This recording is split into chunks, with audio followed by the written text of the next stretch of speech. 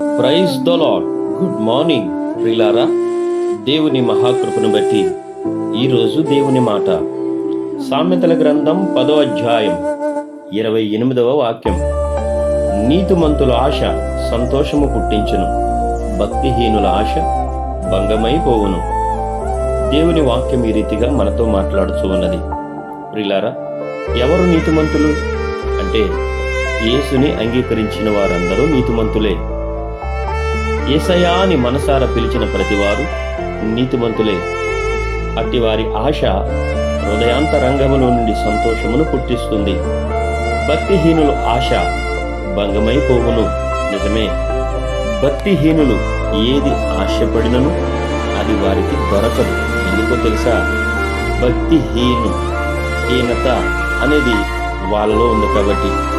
భక్తి లేదు, హీనత మాత్రమే నివాసం చేస్తూ ఉంది కనుక వారి ఆశ భంగమైపోవచ్చున్నది. పరిశుద్ధ గ్రంథములో ఎందరో భక్తిహీనులు పడిపోవుట, నాశనమైపోవుట మనం చూస్తూ ఉన్నాం. అయితే నీతిమంతులు ఎవరు అనగా క్రీస్తును సొంత రక్షకునిగా అంగీకరించిన వారు నీతిమంతులు అని పిలువబడుతున్నారు. కాబట్టి ఈ దినాన అట్టి కృపా భాగ్యము మీరు పొందాలని, నీతిమంతుని పిల్లలుగా ఆశీర్వదింపబడాలని కోరుకుంటూ ఈ మాట నీ కొరకే దేవుడు మిమ్మల్ని దీవించునుగాక.